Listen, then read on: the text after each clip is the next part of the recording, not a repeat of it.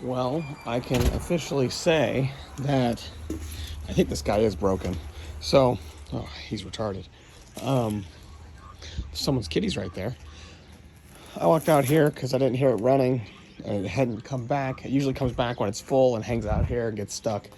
And I've got a lot of compost I've made, and that's cool. But, or not compost, but a lot of material for the compost.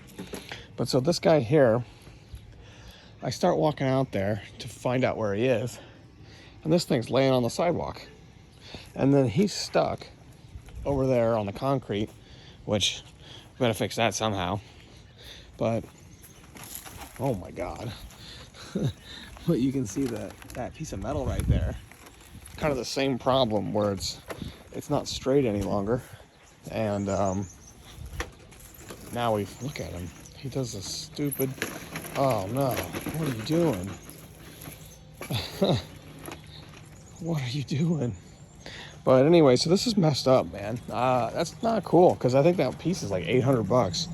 So I think I'm gonna reach out to their support probably tomorrow and see what I can come up with.